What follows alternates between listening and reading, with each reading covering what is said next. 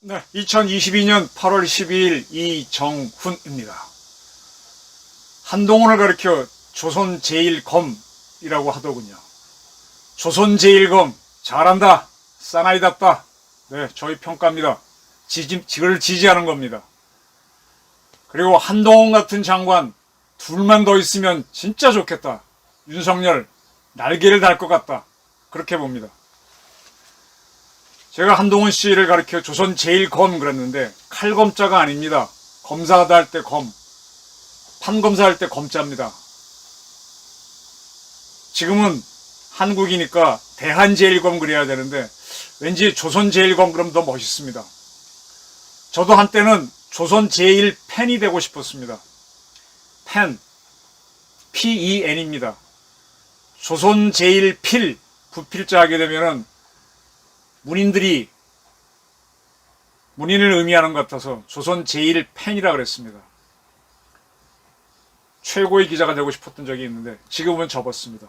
한동훈 씨는 저보다 10살 이상 젊은 친구인데 어쨌든 조선 제1검이란 소리를 들었습니다. 왜 그랬느냐? 최태원 SK 회장, 정몽구 현대차 회장, 이재용 삼성 부회장, 이명박 대통령, 양승태 대법원장을 수사했으니까요. 이게 뭐야?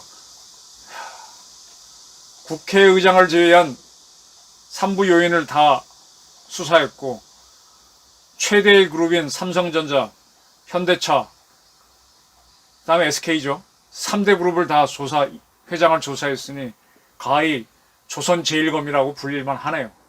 어찌됐든 이 최고의 우두머리들을 취재하거나 수사해보면요. 기가 약한 사람들은 못합니다. 눈도 마주보지 못합니다. 이런 분들이 이런 자리에 갈 때까지는 그 내공, 카리스마가 대단한데 그런 사람들은 피의자의 자리에 앉혀놔도요. 그 아우라가 만만치가 않습니다. 그냥 중간중간 자기도 하다 모르게 회장님은 대통령님은 하고 설설 깁니다. 근데 지금 이제 아직 50도 안 된 친구가 40대 때인가요? 전 대통령, 전 대법원장, 우리나라 3대 그룹 회장을 수사했으니 가히 조선 제1검이라고 할 만합니다. 이준석 국힘당 대표는 한동훈은 국민의 조선 제1검으로 평가받았던 검사가 아니라 어쩌고저쩌고 하면서 이 조선 제1검이라는 것이 한동훈의 별명이라는 것을 퍼뜨린 바 있습니다. 그러한 한동훈 장관이 오늘이 12일이죠. 11일 날 검사의 수사 개시 범죄 범위에 관한 규정 개정안을 입법 예고한 바 있습니다. 이 규정은 대통령령입니다. 대통령령을 개정하겠다라고 입법 예고했습니다. 왜 그렇게 했느냐? 지금 민주당이 다수당이라는 그것을 이용해서 검수완박 법안을 강제로 통과시켰고 그게 지금 발효를 되려고 하죠. 그 발효를 앞두고 이 검수완박법이 발효되면은 참 정치인들은 살판 나죠. 특히 민주당 부정부패 많은 대장동 게이트에 얽혀있는 이재명부터 대북 게이트에 엮여있는 문재인, 임동훈, 7조 원 송금 건 숱하게 얽혀있죠. 박지원도 그렇고 그런 사람들이 살기 위해서 만들어본 그 다음에 황운하도 그렇고 철험의 멤버들 그렇고 검수완박법이 발효를 앞두고 있는 시점에서 대통령령을 개정하겠다고 하니까 여당에서는 지금 야당이지 난립니다. 국회를 무시한 처사라고 반발을 합니다. 그러니까 오늘 8월 12일 한 장관이 법무부 대변인실을 통해 법무부 출입기자단한테 문자 메시지를 보냈습니다. 수사 개시 규정 개정안 관련 법무부 장관이 추가 설명 그런 제목을 붙여서요. 그리고 이렇게 썼습니다. 국회에서 만든 법률, 이게 검수완박법 관련 개정 법률이죠. 그 법률대로 시행하겠다는 것이다. 그러면서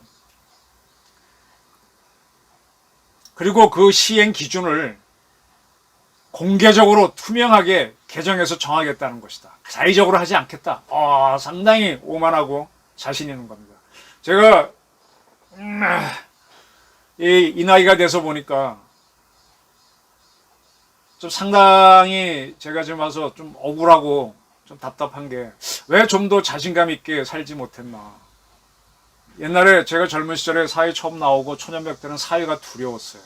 나는 열심히 한다고 한 게 사회가 워낙 크게 보여가지고 그걸 돌파할 자신이 없으니까 반복해서 하는 열심으로 돌파하려던 것 같아요. 그냥 배심좋게 딱 들어가서 붙으면은 그것도 별거 아닌데 뭐 사실은 그리고 그 후에는 그냥 배심좋게 들어가서 붙어갖고 정면승부해서 덜어는 깨지고 덜어는 이기고 덜어는 비기고 그렇게 갔습니다만 그러한 배심좋게 나가는 거를 빨리 못했고 그리고 기자 세계에서만 했다는 게 조금 저는 아쉬움으로 남습니다. 다른 분야에서 했어도 됐을 텐데 근데 바로 이거죠. 방법이. 그래 정면 승부하는 겁니다.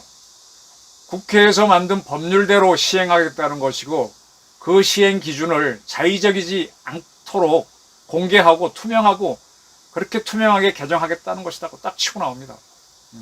그리고 이번에 개정하는 이 대통령령은 국회가 만든 법률 그 법률의 위임을 받아서 대통령령을 만드는데 한치도 벗어나지 않는다. 네. 이게 만약 거짓말이면 한동훈은 지극히 뻔뻔한 건데 이 세상 살아가려면 잘 사는 사람들은 근거 없는 자신감, 근자감을 갖고 있죠. 3대 그룹의 회장쯤 되는 사람들은 뭐 돈으로 해결할 수 있는 게 많고 주변에 워낙 제사들, 엘리트 임원들이 많으니까 웬만한 문제 해결하잖아요. 그러니까 자신감이 있잖아요. 본인의 자신감은 얼마나 있겠어요. 자기 혼자만의 자신감. 근데 주변에 돈과 인맥이 있으니까 근자감이 생기고 정치인도 대통령쯤 되게 되면은 정부 예산 얼마입니까? 요즘 나도 잘 모르겠네. 국방비만 해도 우리가 500억 달러를 쓰니까 그 많은 돈을 쓰고 뭐 국가정보원 같은 싱크탱크 최고의 싱크탱크에다가 행동부대도 있고 그다음에 실질적인 무력인 군대도 있으니까 근거 없는 자신감이 생기는 근자감이죠. 이게 굉장히 중요합니다. 이러면서 아주 뼈 때리는 말을 합니다. 법률의 문언이 그럴 문자 말씀어자 법률에 쓰여있는 글자 작구입니다. 법률의 문언이 법률 해석의 원칙적인 기준이다. 이건 대법원의 판례다라고 얘기했습니다. 네. 이 법조문이 있을 때 거기 작구를 정확하게 국어학적으로 해석하는 것이 그게 법률 해석의 기본이다라고 하면서 무슨 얘기를 하는가 하면 그러면서 이제 예를 든 게 이겁니다. 이번에 이제 검찰청법 개정안이 발효가 되죠. 그 법 4조 1항 1호 가목에서 이렇게 되어 있습니다. 부패범죄, 경제범죄 등이 중요합니다. 대통령령으로 정하는 중요범죄, 부패범죄, 경제범죄 등 대통령령으로 정하는 중요범죄를 검찰은 수사할 수 있다. 나머지 못한다 이런 얘기죠.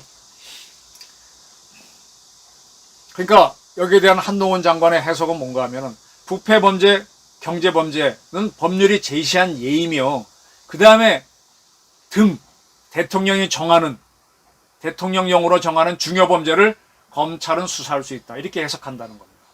네. 부패범죄, 경제범죄 등 대통령령으로 정하는 중요범죄를 검찰이 수사할 수 있다. 이 지금 검수안보법을 통과시킨 야권은 부패와 경제범죄만 수사하라 그러는데 이 법률에 보게 되면 부패범죄, 경제범죄 등이 있지 않습니까? 그러면서 등은 뭐냐? 대통령령으로 정하는 것이다. 이렇게 해석을 하는 겁니다. 사실 우리나라 법률이 많은 걸 보게 되면요. 쭉 나열한 다음에 등을 붙여놔요. 그래서 등 때문에 많이 확대 해석이 될 수 있습니다. 그게 이제 등을 붙여갖고 확대 해석할 때도 있고 등은 뭐 만일의 사태에 대비해서 여유를 둔 것이다 라면서 앞으로 한정하는 경우도 있는데 딱 이렇게 자기 주장을 내세웠습니다. 그래서 대통령령으로 부패범죄, 경제범죄 외에 다른 거를 추가로 정해도 된다라고 논리를 세웁니다. 이게 떳떳하다는 거예요. 저는 한동훈이가 마음에 드는 건 바로 이런 점입니다. 사나이답습니다. 가히 한번 좀 만나서 술 한잔 먹고 싶을 만큼. 그러면서 이런 얘기를 하죠. 지금 야당, 민주당이 다수의 힘으로 헌법상 절차를 무시하고 검수완박법을 통과시키려 할 때 중요 범죄 수사를 못하게 하려는 의도와 속마음이 있었다. 그걸 국민은 생생히 보셔서 잘 알고 있다. 그런데 그들이 만든 개정 법률에는 그러한 의도와 속마음을 관철하지 못하게 돼 있다. 등자를 붙였기 때문에. 나는 그 허점을 이용해서 법에 정한 대로 시행령을 만드는 것뿐이다 하고 나왔습니다. 참으로 뻔뻔하고 참으로 담대합니다. 이 정도 배심이 있어야 조선 제1검이 됩니다. 조선 제1펜이 되려도 상당한 배심이 있고 체력이 있어야 됩니다. 그 국회의원 누구야? 이모를 뭐 고모 이모라 해석하는 거에 대해서 딱 치고 들어갔을 때 참 날카롭죠. 가히 조선 제1검 같죠. 네. 어리버리한 친구들은 당합니다. 그리고 정부의 기준은 중요 범죄를 철저히 수사해서 국민을 범죄 피해로부터 보호해야 된다는 거. 이거는 기본 정신이죠. 그러니까 검수완박 법안 자체가 위헌이죠.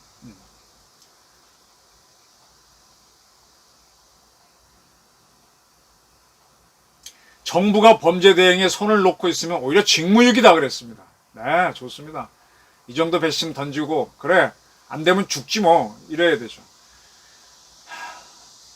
계백 장군이 백제가 무너질 때 백제에서 성충과 계백 같은 상당히 충신들이 있었죠. 충신들은 되게 강인하죠. 그리고 이미 대세가 기울어서 주변에 간신들은 참 그 주군을 위하지 않습니까? 근데 그대로 가면 죽잖아요. 그러니까 이 충신들은 막 대들고 하는데 그렇게 대들었음에도 나라가 망해갈 때 참 충신들 기분 진짜 나쁠 겁니다. 근데 계백이 그래도 마지막까지 싸우겠다고 싸워라 나와라 그러니까 병사들이 안 나오니까 자기 마누라하고 자식들을 죽이잖아요. 어차피 패하면 다 죽을 텐데 내 새끼 내 마누라 다 죽이고 나는 혼자 나온다. 나와라 그러니까 그때서야 백제의 용사 5,000명이 나오지 않습니까?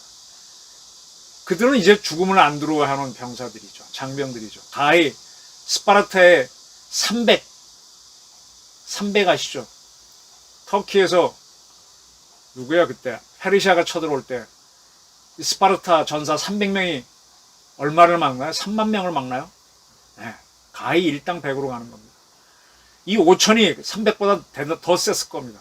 근데 그 5천 결사들을 깨는 게 누굽니까? 품일 장군의 아들 관창입니다. 화랑. 저쪽도 생사를 목숨을 걸고 나온 사람들이니까 품일 장군은 김유신 밑에 있는 장군인데 자기 아들을 제일 먼저 집어넣잖아요. 자기 아들이 죽어야 신라 병사들도 싸우러 갈 거 아닙니까? 계백이 처음에 이 친구를 납포했어. 죽이면 신라 병사가 대듭 같으니까 심리전 걸려고 거꾸로 살려 보내줍니다. 한번 죽다 살아온 친구를 보고 또 다시 죽으라 그러면 되게 안 갈라 그러거든요. 한번 호되게 당한 사람은 물에 빠진 사람은 다시 물에 들어가면 안 들어가고 불에 댄 사람은 불 가까이 안 갈라 그래요. 한번 오보를 한 기자들은 기사도 안 쓸라 그래요. 저도 오보 많이 냈는데 저도 뭐 그렇게 겁은 내지는 않았는데 한번 오심하거나 그런 판사들은 큰 오심한 사람들은 판사 안 하려고 그러는데 그런데 품일 장군은 그 아들을 다시 보내고 관창도 간다 그럽니다. 관창이 다시 돌아와서 휘적하다 잡히니까 계백이 죽여버리죠. 그러니까 품일이 떳떳하잖아요. 그래 나도 내 아들 죽었다. 가자 그러니까 품일 장군 시와의 5만 병사가 5천 계백 병사를 쓸면서 백제가 무너지는 황산벌 전투가 종료되지 않습니까?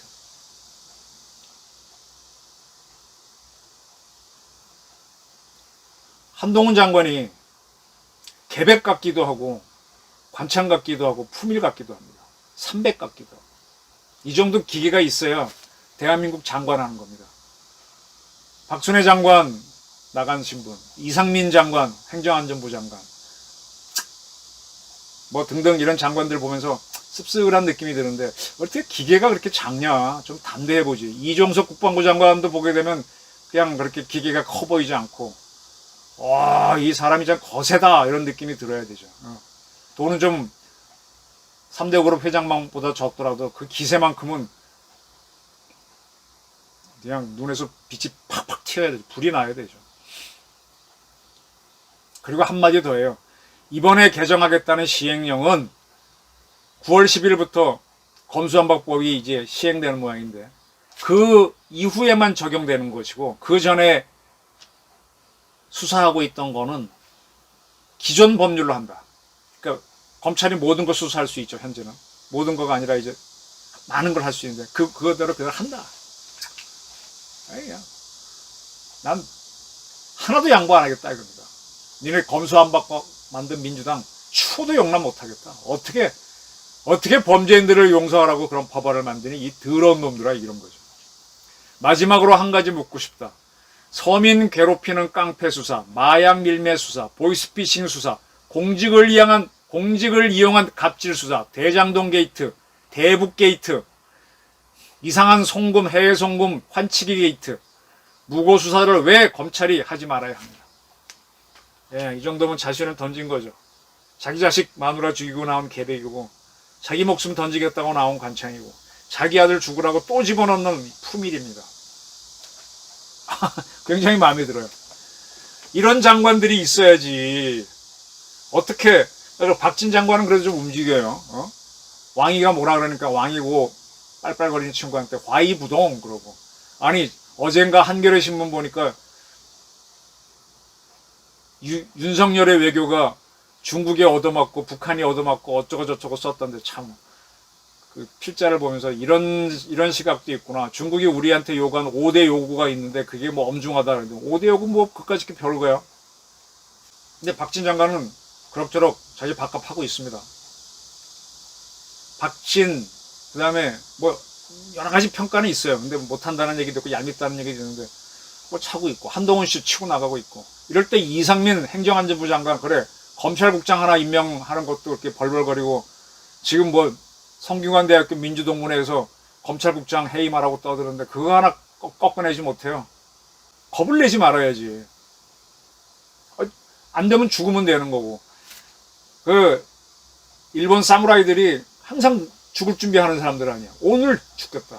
그 세컨드 투 난 그러니까 최선봉에서라는 게 미 이사단 구호고 파이트 투나잇 오늘 밤 싸우자라는 게 오늘 밤 싸운다는 게 미 이사단 구호잖아요. 오늘 밤 죽는다 이거야. 죽자. 이 사무라이들이 항상 죽을 각오를 하기 때문에 검을 뽑고 바로 덤벼드는 겁니다. 뭐 방어 이런 거 하는 거 없어요. 이 이낙가 사무라이 시골 사무라이들은 폰만 잡다가 와 그러면 놀래 자빠지고 기에 눌리는데 이 기가 쓰려면 오늘 죽겠다고 하면 돼요. 박정희가 그런 남자였잖아요. 총을 빵빵 쏘고 김재규가 쏘니까 경호실장은 도망가고 비서실장도 옆으로 도망가는데 박정희는 총 맞고 하고 그냥 쓰러지는 거예요. 안 소리가 안 지르지 않았어요. 그런 깃덩어리가 돼야지. 베니스의 상인 햄릿을 쓴 누굽니까? 셰익스피어의 작품 기억하십니까? 베니스의 상인을 보게 되면 유태인 사채업자, 고리대공업자한테 3,000리라를 빌릴 때 이제 이 친구가 이제 돈을 못 갚으면은 자기 살을 1파운드 베어주겠다라고 합니다. 근데 이제 그는 이걸 못 갚게 되죠. 뭐 거기에는 여러저런 사연들이 있습니다. 인간적인 사연들이 있죠. 그래서 이제 이 사람이 살을 1파운드 띄워주게 되는 문제 갖고 재판을 하게 되니까 재판관이 이 친구의 편을 들어주죠. 살은 띄워라. 근데 피는 절대 안 된다. 이거는 진짜 지독한 오심입니다. 오판입니다. 근데 이렇게라도 해서 어떤 어려운 사람, 억울한 사람을 지켜주는 게 그게 판관입니다. 법률대로 해석한 거 아니에요. 법률대로 해석한 게 아니에요. 계약대로 이때는 한창 그 이탈리아에서 유럽 그 계약대로 가는 걸 강조하는 근대화 시기 초기에 나온 거니까 계약대로 해야 되는데 계약에 피는 없었다. 살만 띄어라 하는 건 사실은 이거는 말이 안 되는 건데 그렇게 해서라도 정의를 지키는 겁니다. 오늘 동아일보 8월 10일자 동아일보 사설면에 이런 게 났어요. 법으로 줄인 검찰 수사권 시행령으로 뒤집는 건 당당치 않다라고 하면서 한동훈 씨가 시행령을 만들어서 검수완박법을 피해가려고 하는 건 당당치 않다라고 사설을 썼습니다. 난 이 사설은 충분히 이해됩니다. 근데 동아일보 논설실, 동아일보 주필 정도 된다면 난 이걸 넘어서야 된다고 봅니다. 베니스의 상인 같은 그러한 사설이 나와야 된다고. 예. 한동훈 씨가 이렇게 하는 게 당당치 않다면은 검수완박법 만든 것도 당당치 않습니다. 그래서 역사에서는 자, 모든 건 법대로 가야 돼요. 근대화 국가에서. 근데 법대로 해갖고 독재하는 경우가 있거든요. 그런 경우 어떤 거예요? 혁명이 일어나는 거죠. 앞에 법을 깨는 겁니다. 이 폭력이 이걸 깨는 겁니다. 자꾸 지금 저 광주 5.18을 민주화 운동 그러는데 민주화 운동 하려면요 기본적으로 폭력이 동원되는 겁니다. 근데 폭력이 없었다 그러니까 이게 거짓이 되는 거지. 5.16, 12.12 다 폭력이 동원되는 겁니다. 쿠데타는 말할 것도 없고. 동유럽 민주화도 그 시민 봉기라고 하는 특히 루마니아는 피해 사태가 벌어졌잖아요. 우리 북한을 해방시키겠다고 할 때 거기도 피가 있어야 됩니다.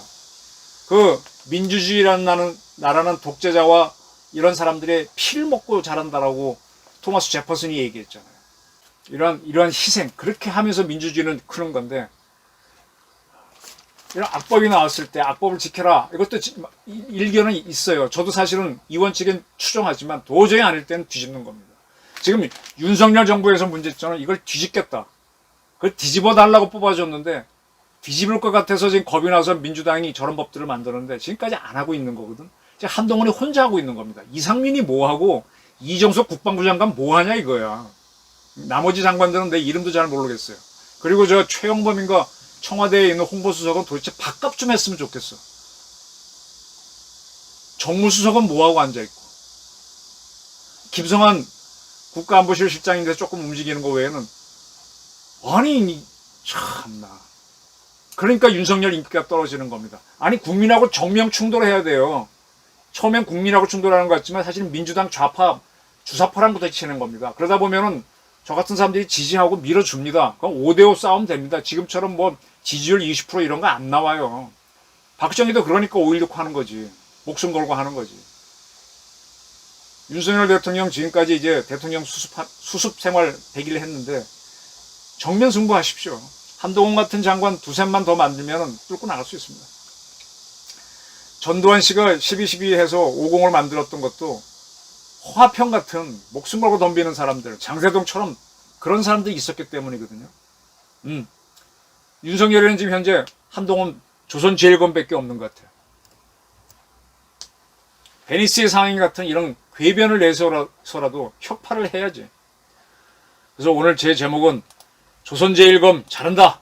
한동훈 같은 장관 둘만 있어도 그렇게 뽑았습니다. 네, 경청해 주셔서 감사합니다.